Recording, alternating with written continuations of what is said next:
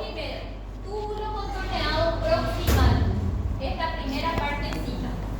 El túbulo contorneado proximal está formado por un epitelio cúbico simple. Si vemos un corte transversal del túbulo contorneado proximal, este es el segmento inicial y principal del túbulo urinífero. Es sumamente tortuoso, de ahí el nombre de contorneado.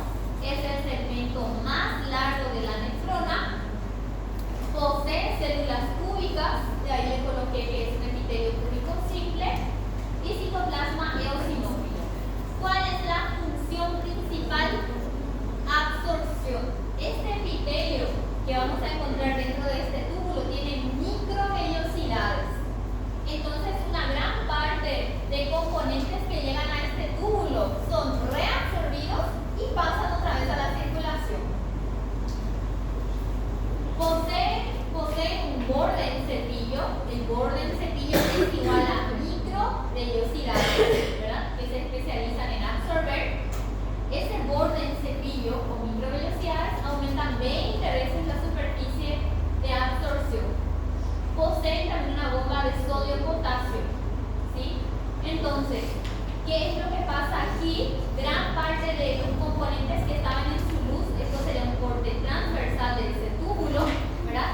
Gran parte de los componentes son reabsorbidos. El sodio, por ejemplo, sodio, el agua también es reabsorbida de nuevo aquí. Sodio, cloro, agua.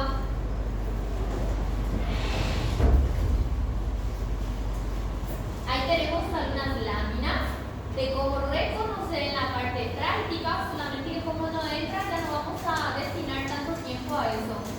Es un epitelio cúbico simple que vamos a encontrar relacionado directamente con el corpúsculo renal. No viene al caso. Ahora es básicamente saber que tiene un epitelio cúbico simple cuya función principal es la absorción de componentes, y entre ellos lo que se absorbe es sodio, agua y cloro.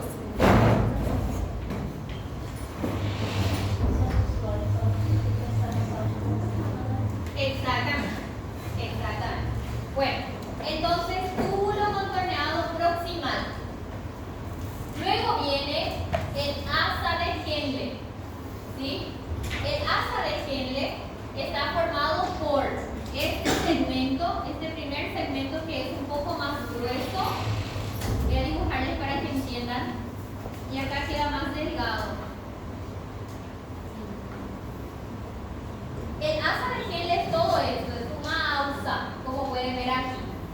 Esta primera parte que desciende se llama túbulo recto, la disposición ya lo dice, ¿verdad? Túbulo recto proximal. Túbulo recto proximal. Esta parte del ausa, de la asa, justamente se llama asa o porción delgada. Y el túbulo que vuelve a subir se llama túbulo recto distal. ¿Están entendiendo? Primero, túbulo recto proximal, el segmento delgado es el que forma ese retorno o ausa mismo, y el que sube nuevamente es túbulo recto por la disposición recta, pero distal, ¿por qué? Porque se aleja. Todo es con respecto al glomérulo. Esto. ¿Y qué va pasando ahí? Se van reabsorbiendo ciertos componentes. Primero tenemos el túbulo, como pueden ver allá, vamos a ir relacionando. Túbulo recto proximal. Túbulo recto proximal. ¿Qué pasa con ese túbulo? Generalmente para histología es importante, sería importante para la práctica saber que tiene una luz de forma estrellada o festoneada. Tiene un epitelio, sigue siendo cúbico, pero tiene la luz irregular. Todo lo que tiene la letra P es túbulo recto proximal. Luz festoneada o irregular. Ribete en cepillo sigue teniendo. Todavía vamos a ver algunas microvellosidades, pero más escasas en comparación a que era el túbulo contorneado. Ese túbulo recto distal es este túbulo. Pasa que nosotros cuando hacemos un esquema, nosotros hacemos esto aquí aparte y aparte, pero en realidad en el cuerpo están todos juntos. Entonces sería el túbulo recto distal allá. ¿Y un CT? CT contorneado, túbulo contorneado. Se refiere a eso.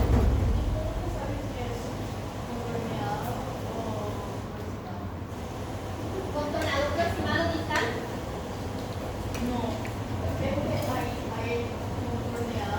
Sí. Y hay al lado hay un túbulo recto. Por la luz testoneada. El túbulo contorneado tiene la luz más regular. Por la luz. Así, básicamente es la luz porque el epitelio es cúbico. Hasta ese punto todo es cúbico, pero la disposición de la luz es diferente. Ahí tenemos en un corte transversal, sí, tenemos la disposición de los túbulos. Aquí, por ejemplo, este es un túbulo que tiene un epitelio cúbico simple bien regular. Y aquí, por ejemplo, es un cúbico pero súper irregular con la luz sucia, decimos nosotros. Este, por ejemplo, es un túbulo recto proximal. Ya lo vamos. Probablemente distal, exactamente. La luz también va quedando menos sucia, menos irregular y con menos contenido. Bueno, acá empezó la reabsorción de componentes en el túbulo contorneado proximal. En el túbulo recto proximal sigue esa reabsorción tanto de agua como de sodio. Ahora vamos al segmento delgado del asa de Henle. Segmento delgado. A estos túbulos rectos también se le dice segmento grueso del asa de Henle. El segmento delgado es solamente la región que gira, ¿me entienden? Entonces decir segmento grueso del asa de Henle es lo mismo que decir túbulo recto. Es más grueso, el epitelio es más grande y la luz también. Segmento grueso del asa de Henle serían los túbulos rectos. Segmento delgado del asa de Henle es solamente la región que gira, solamente la parte más profunda. Y justamente se llama delgado porque la luz es más pequeña y el epitelio también es diferente. En los túbulos rectos el epitelio es cúbico simple. En el segmento delgado el epitelio es plano simple. Voy a poner aquí.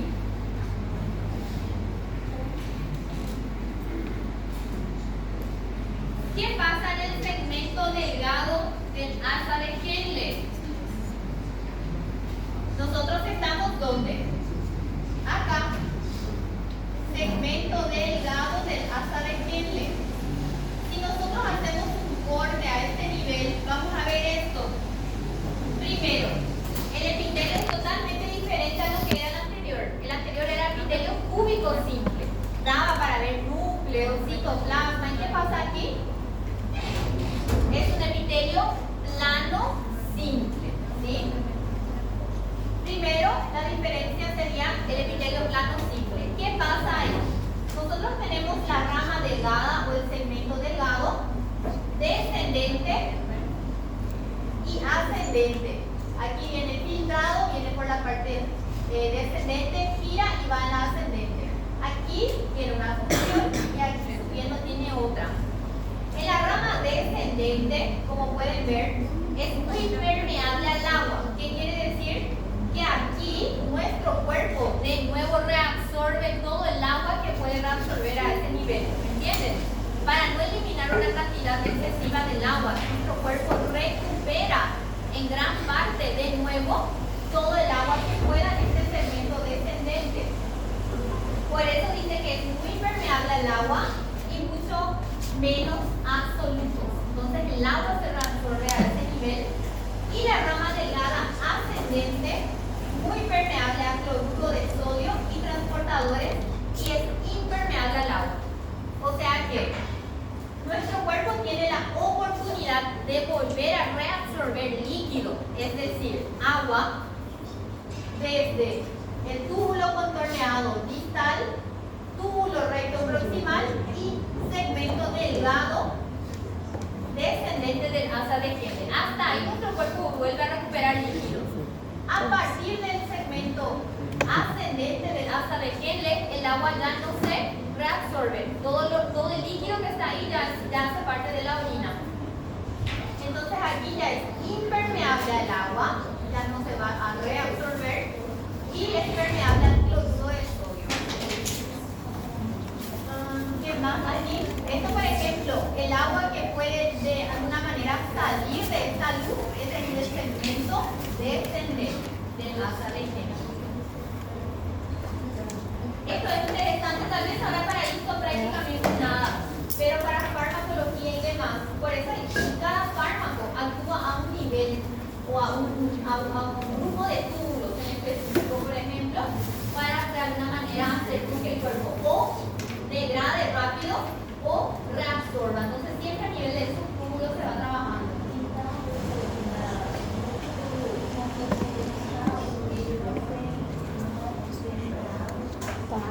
No, ahí el agua ya no se va, el agua hasta delgada descendente, hasta ahí el cuerpo reabsorbe agua. A partir de ahí ya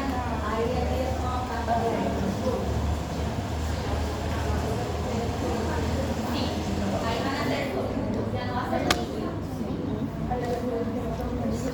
Bueno, como yo sé en una lámina hacia grandes rasgos de que es asa delgada o segmento delgado del asa de Henle, por el epitelio, básicamente. Esto es un epitelio cúbico simple, esto no corresponde a la asa delgada. Esto es un epitelio cúbico simple con la luz irregular, no corresponde. Aquí, ¿cuál, por ejemplo, es un segmento delgado del asa de Henle? ¿Cuál es para ustedes? Los que están pintaditos. Allá, epitelio plano simple. Los que tienen epitelio plano simple son los que corresponden al asa de Henle. Vuelvo a insistir. Viste que allá nosotros vemos por segmentos. Yo le estoy dibujando uno a uno. Pero en la lámina estos túbulos están todos juntos. Entonces, básicamente por el epitelio y por el formato de la luz nomás distinguimos. Porque están todos juntos.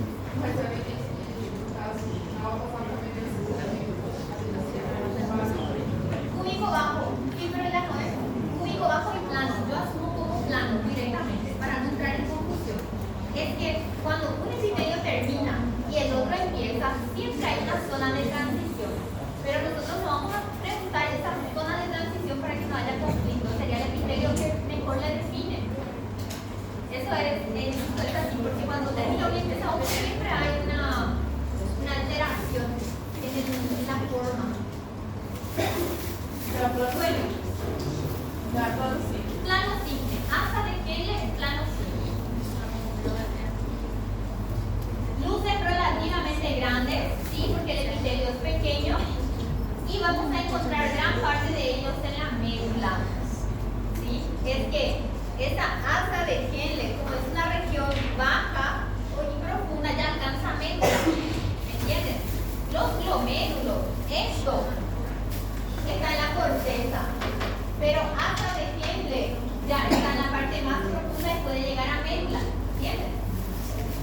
Bueno, los túbulos rectos pueden llegar, depende. La gran mayoría está en la corteza. Asa de Henle y túbulo colector los que están en la médula. Túbulo recto distal. ¿Qué pasa en el túbulo recto distal? Ustedes se están ubicando en qué parte más o menos estamos acá. Primero vimos segmento delgado. ¿Qué pasa acá? ¿Qué es lo que se reabsorbe? La última oportunidad de que nuestro cuerpo vuelva a recuperar agua, ¿verdad? Y aquí tenemos el asa propiamente dicha y luego tenemos el túbulo o segmento ascendente del asa delgada, de la porción delgada del asa de Henle, ¿verdad? Y aquí tenemos el túbulo recto distal, que sería eso justamente. ¿Qué pasa del túbulo recto distal? Ya no se va a reabsorber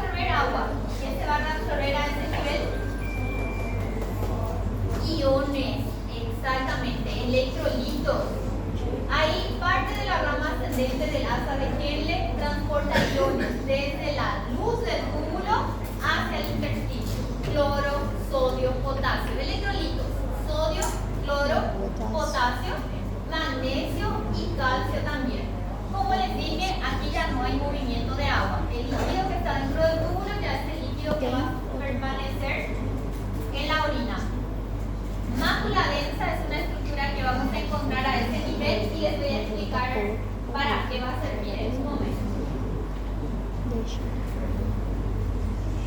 Epitelio cúbico, no se definen sus contornos entre una célula y otra, menor tamaño que los rectos proximales.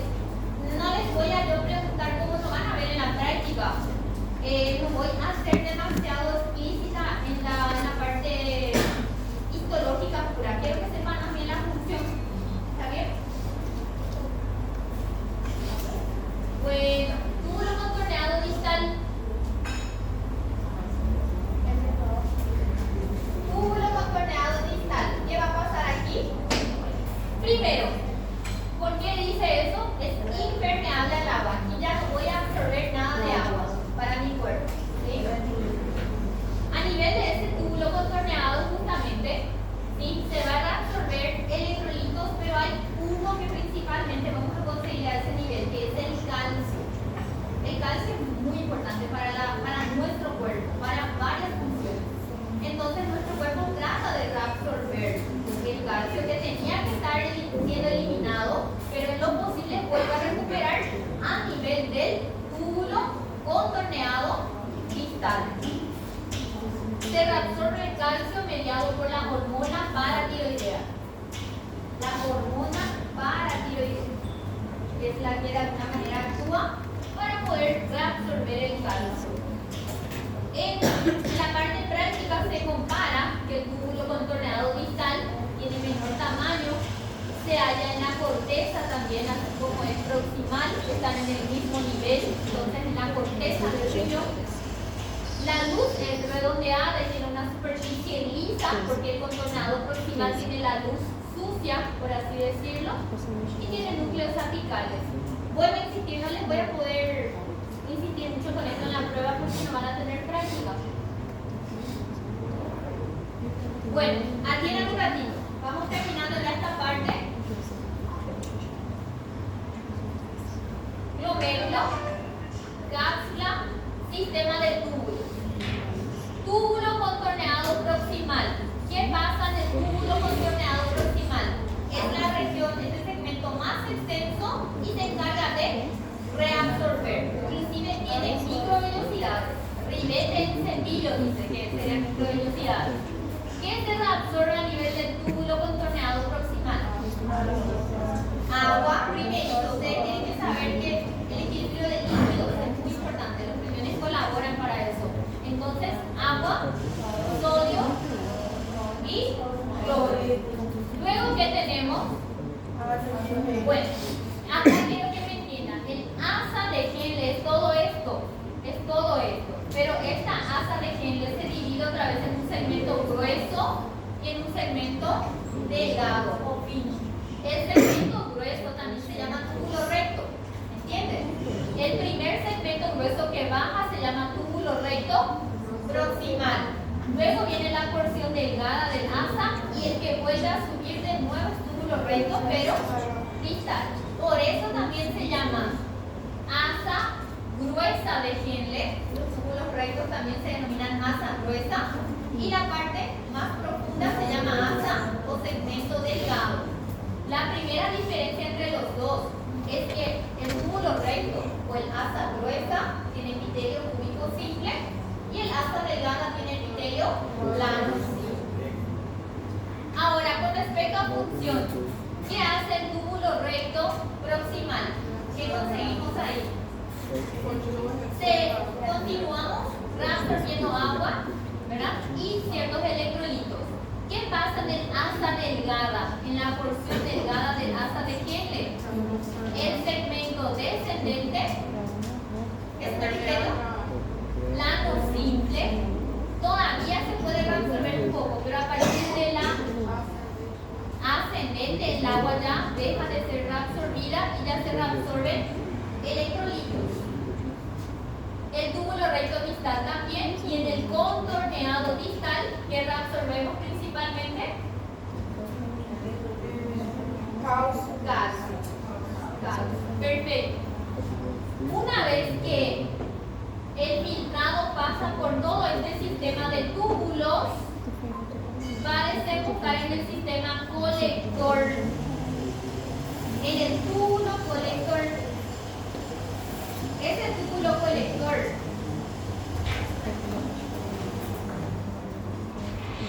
está unido. El túbulo colector es este. Aquí a veces tenemos una conexión, pero lo importante es conocer esto. El túbulo colector, sí.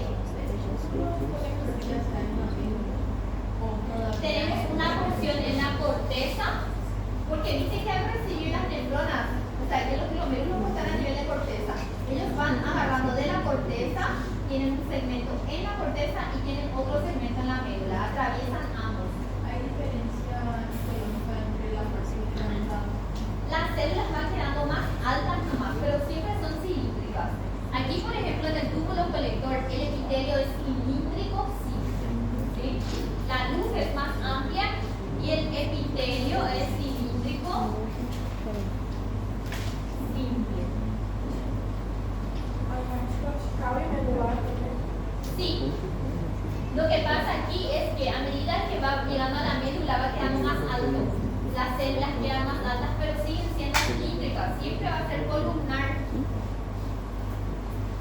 Justamente, el túbulo colector, acá está. El túbulo colector siempre es mucho mayor, más diferenciado, las células son más altas, tiene un segmento cortical y un segmento medular. El epitelio cortical, plano a cúbico simple, no existe eso, no se va a encontrar de esa manera. Esa es solamente la zona de transición, ¿entienden? Eso es. El epitelio medular, cúbico a cilíndrico simple. No, yo no les voy a confundir con esas cosas porque eso es algo que va a pasar. Cuando hay transición entre un epitelio y otro, siempre va a haber diferencias en el camino. Nosotros tenemos que saber cuál es el oficial y el principal nomás. Esta es la forma de diferenciar en una lámina. Estas son células cilíndricas. Sí, porque el núcleo está en la parte basal y el citoplasma está en la parte apical. ¿Entiendes? Los límites entre las células son bien distinguibles, son células bien diferenciadas unas de otras, las que van tapizando, ¿sí?, al conducto colector. Sobre ellos, acá es interesante, este túbulo colector, sobre él actúa una hormona, la ADH, la hormona antidiurética, ¿sí? La hormona antidiurética también se llama vasopresina. ¿Y qué es lo que hace generalmente? Trata de concentrar, trata de retener de alguna manera líquido en nuestro cuerpo, ¿sí? Sobre ella actúa la ADH, pueden escribir hormona antidiurética, significa ADH, ¿sí? Lo que le permite reabsorber agua, pero eso solamente si ADH actúa, ¿me entienden? No es algo fisiológico, no es una región donde se va a absorber agua todo el tiempo, solo si es que esa hormona actúa, se consigue reabsorber, ¿está bien? También participa en la secreción de hidrógeno y bicarbonato. La aldosterona, ¿sí?, también de alguna manera va a actuar aquí dentro del túbulo colector y va a servir, es una hormona que sirve para poder elevar la presión arterial. Vamos a ir, les voy a ir mostrando eso de forma bien. Ahí está, ¿ven? ¿Cómo yo distingo un conducto colector? Al inicio, como pueden ver esto en la corteza, son células que tienen el núcleo bien en la base y un citoplasma apical. Es cilíndrico bajo en la corteza y cuando llega a la médula esto se va. ¿Se va qué? ¿Qué pasa con las células? Van quedando más altas. Columnar sigue siendo cilíndrico. Núcleos en la base, solamente que tiene más citoplasma. Epitelio cilíndrico, sí. Y aquí, estos espacios que ustedes están viendo aquí son los conductos colectores. ¿Entienden? A nivel ya de la médula. Esto es médula renal. ¿Cómo se llama esta estructura? Es una pirámide renal. Y aquí, estos conductos colectores son los que van a ir llegando y van a hacer con que la orina desemboque aquí a nivel del cáliz, la papila y cáliz. Sí. Ese criterio está Este. no, es el otro, la ¿Aquí? otra diapositiva, la anterior. Ahí. Ese que está en la izquierda es el criterio voluntario. Que No, muestra urotelio. urotelio. No, todavía no. Riñón, ¿verdad? Hasta esa parte es todo lo que estoy mostrando. Plano simple, cúbico simple, cilíndrico simple. Urotelio es a partir de los cálices. Esto, por ejemplo, esto es urotelio. Esto, pero esto ya está por fuera de la médula. Esto ya es lo que va recibiendo la orina ya lista. Ese es cilíndrico simple. Esto es todo cilíndrico simple. Y a partir del momento en el cual es llevada hacia los cálices, ahí empezamos con el inicio del urotelio. Así mismo.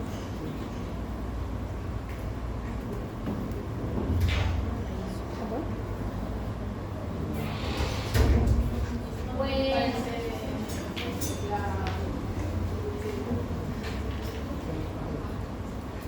sí, las células de la parte más superficial tienen un formato ondulado, en forma de cúpula. Sí, muy bien. Para terminar, riñón, a modo de comentario, quiero que sepan estos componentes y les voy a comentar para qué sirve en este momento. El aparato yuxtaglomerular está formado por componentes que ya conocen, pero que trabajan en conjunto. ¿Cuáles son esos componentes? Aparato yuxtaglomerular. Número 1, células de la mácula densa. Esto es un corpúsculo renal, ¿verdad? Este es el polo vascular, arteriola aferente y eferente, y este es el polo urinario, ¿verdad? Conducto o túbulo contorneado proximal, ¿verdad? A nivel del polo vascular, generalmente tenemos el túbulo contorneado distal, ¿me entienden? El proximal está de un lado y el distal del otro lado, ¿sí? Hacia el polo vascular. Ahora, aquí está el aparato yuxtaglomerular. 1. Está formado por las células de la mácula densa. Esas células están en el espesor del túbulo contorneado distal. El segundo componente son las células yuxtaglomerulares. ¿Está bien? Estas células yuxtaglomerulares están formadas por dentro o se encuentran dentro de la pared de la arteriola aferente. Y en tercer lugar, las células mesangiales que están aquí adosando a ese glomérulo. Vuelvo a insistir, para que se ubiquen nada más. Polo vascular, ¿verdad? En el polo vascular. El primer componente son las células de la mácula densa. Esas células están en el espesor del túbulo contorneado distal. Componente 2, células yuxtaglomerulares. Estas células están en el espesor de la pared de la arteriola aferente, la que va a traer la sangre. Componente 3, células mesangiales, ¿sí? Que hacen parte justamente de lo que les dije, del sostén del ovillo capilar. ¿Para qué sirve este aparato yuxtaglomerular? La sangre que ingresa a través de la arteriola aferente tiene una cierta presión, ¿verdad? Todo nuestro cuerpo, la presión arterial. Cuando esa presión con la cual ingresa es baja, el aparato yuxtaglomerular se activa. La función de este aparato yuxtaglomerular es elevar la presión arterial, captar presiones bajas, ¿verdad? A través de la arteriola aferente y con eso se activa. ¿Qué es importante para histología en este momento? Saber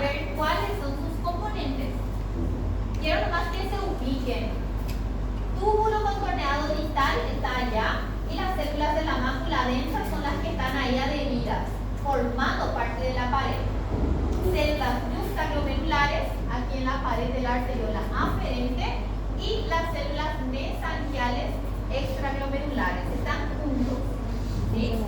Captan la presión arterial con la cual se ingresa dentro de ese glomérulo.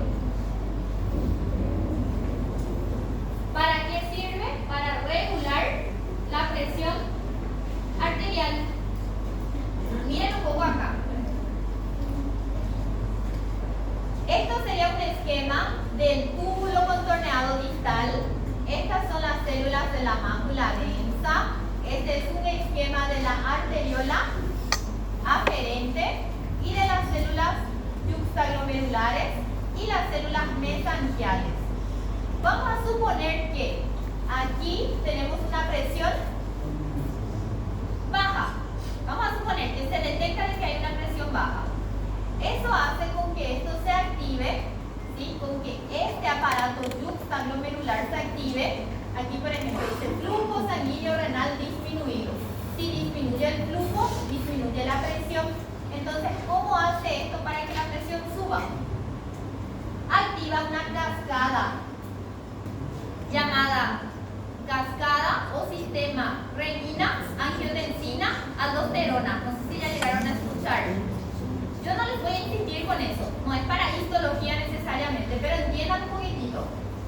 Aquí se forma la renina, ¿sí? La renina básicamente estimula el paso de la angiotensina 1 a angiotensina 2, ¿sí? Y eso es un paso que se regula desde el riñón hacia los riñones, hacia los pulmones, donde ocurre ese cambio, y estimula a la glándula suprarrenal a que produzca aldosterona. Esa aldosterona actúa de nuevo a nivel del túbulo colector y con eso la presión va subiendo. Esto van a ver en fisiología. Para que entiendan nada más, todo este ciclo parte de los riñones. Ya escucharon hablar algo muy clásico para que entiendan. El enalapril. ¿Quién conoce enalapril? Enalapril es un IECA. Inhibidor de la enzima convertidora de angiotensina. Aquí actúa el enalapril, por ejemplo, ¿verdad? ¿Qué es lo que hace básicamente? Corta todo ese ciclo de elevación de la presión arterial. Entonces, la angiotensina, inhibidor de la enzima convertidora de angiotensina. Es algo muy clásico para entender nada más de cómo esto se va generando. ¿Y qué pasa generalmente en un paciente que tiene una afectación renal? Así como esto se activa, también se tiene que inhibir, ¿verdad? Es todo un proceso de cómo activar y cómo inhibir. El riñón que ya tiene daño, por ejemplo, enfermedad renal crónica, ya no tiene ese proceso, esa sensibilidad de poder activar o desactivar, sino que todo el tiempo está activando generalmente. Por eso los renales tienen presiones arteriales súper elevadas, porque todo el tiempo está estimulando y ya no consigue regular. A lo que quiero llegar hoy para histología es lo siguiente. Dentro del riñón hay una región específica llamado aparato juxtaglomerular. Y la elevación de la presión arterial parte de ahí. ¿Entienden? ¿Cuáles son sus componentes? Lo que es importante conocer hoy. Vuelvo a mostrarles. Ahí está. Mácula densa. Después, células juxtaglomerulares y células mesangiales. Son 3 grupos celulares. Células de la mácula densa, células juxtaglomerulares y células mesangiales extraglomerulares. A partir de ahí la presión arterial se eleva. No les voy a preguntar ese mecanismo porque es fisiología. Van a tener tiempo de saber. Quiero nomás que entiendan, ahí está cómo. Y encima está representado así de forma bien dinámica para que puedan volver a ver. Bueno, terminando pelvis renal, nosotros llegamos aquí. La punta de una pirámide es igual a una papila. La papila, ¿dónde desemboca? ¿Cuál es? Exactamente. Esto sería el cáliz menor, el que va a recibir. Esta sería parte ya de la pelvis renal. La pelvis renal o los cálices ya comienzan a tener este epitelio, que es el que la compañera me mencionó, justamente. Epitelio estratificado, cuya última capa de células tiene un formato irregular, ondulado, agedondado, inclusive dicen, ¿verdad? Se llama urotelio. A partir de cálices ya tenemos el urotelio. Pelvis renal, uréteres, vejiga, uretra, todo eso es urotelio. La pelvis renal está tapizada por un epitelio de transición que se vuelve más grueso en los uréteres. El epitelio de transición es igual a urotelio o epitelio polimorfo, de toda misma cuenta, tiene 3 nombres. La lámina propia está rica en fibras elásticas. Bien.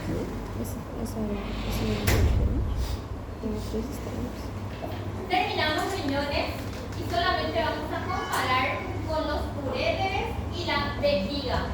Los uréteres son órganos de forma cilíndrico, son 2 tubos básicamente, pero son órganos aparte, tienen formato tubular, son pares y dirigen básicamente la orina que fue formada en los riñones hacia la vejiga, ¿verdad?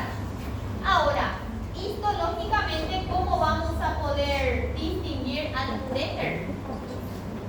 Exacto. Primero, en un corte transversal veo que es un órgano hueco, ¿verdad? Con una luz central y está organizado en capas bien diferenciadas. Va a tener una mucosa, ¿sí? Bien interesante. Dentro de la mucosa vamos a tener al epitelio de transición o urotelio, ¿sí? Luego tenemos la capa muscular y tenemos la adventicia o serosa, que sería esta partecita más fina. La muscular está aquí. 3 capas: mucosa, muscular y serosa. La muscular tiene músculo liso, es involuntario, fuera de nuestro comando. Y se organiza de la siguiente manera. Generalmente tiene una capa longitudinal y una circular para ayudar a que la orina pueda de alguna manera direccionarse de forma más rápida. Los 2 tercios superiores del uréter poseen 2 capas de músculo liso.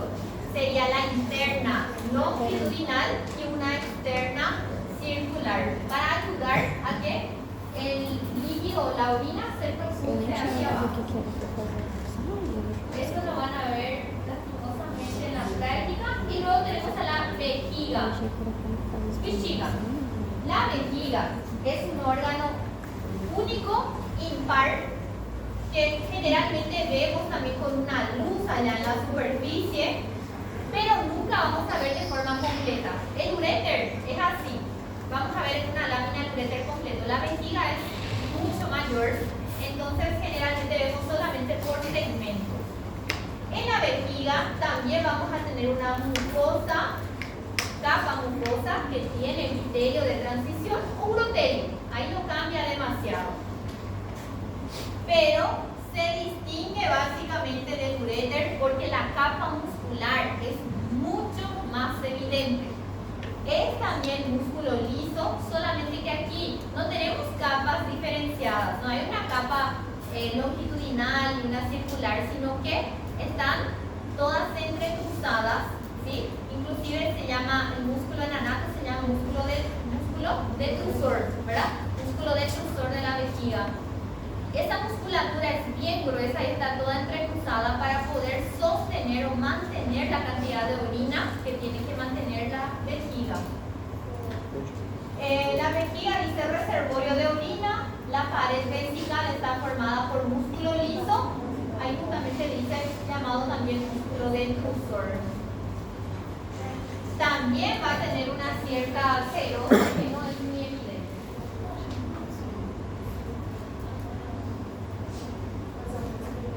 Y hablando del epitelio, ¿verdad? El urotelio, como pueden ver allá, es un epitelio que va a variar. Cuando la vejiga está vacía, el epitelio que pueden ver es mucho más alto, tiene 6 a 8 capas, como dice ahí, y cuando está llena, generalmente disminuye la cantidad de capas y las células que son arredondadas se fijan aplanadas.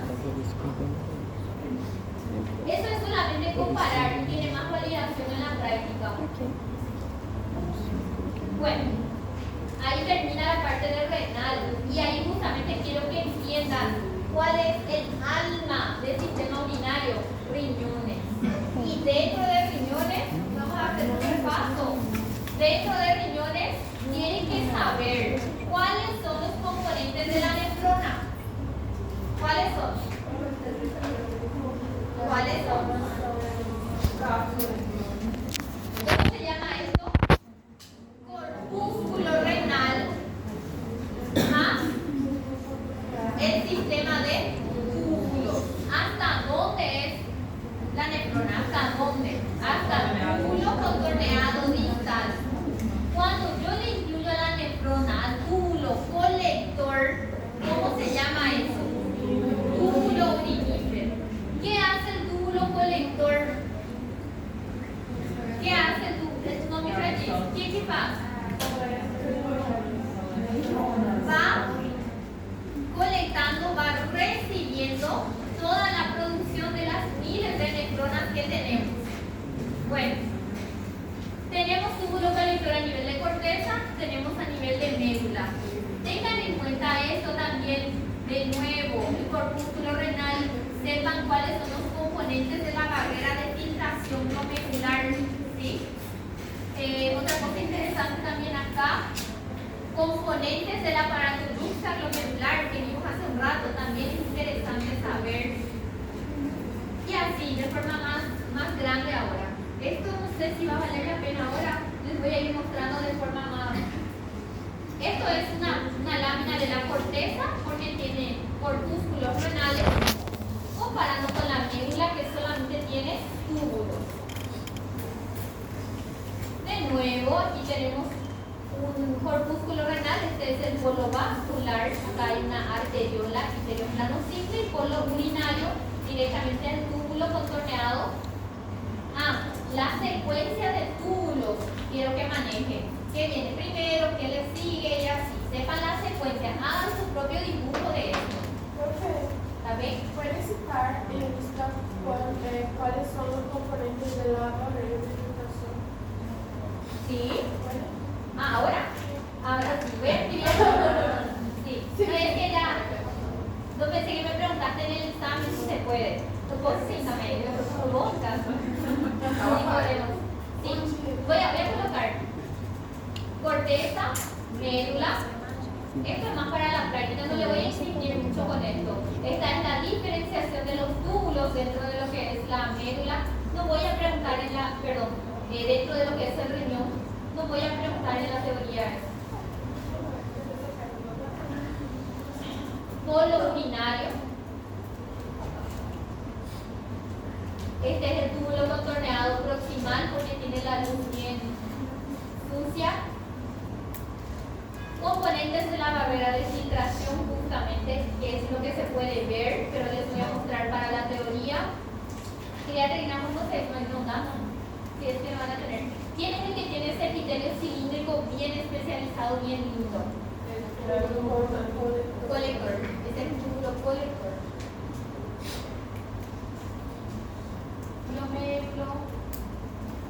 Eso es parte de un colector que está iniciando, es nomás lo cilíndrico. Túbulo recto proximal. Ahí, ese por ejemplo es uréter, no es vejiga, es uréter, tiene la luz estrellada, el urotelio. Bueno, los componentes de la barrera de filtración, está bien resumido, son tres nomás. Son tres de forma grande. Uno, endotelio de los capilares. 2, membrana basal glomerular. Y 3, podocitos. En esta imagen está bien resumido. Ahí está.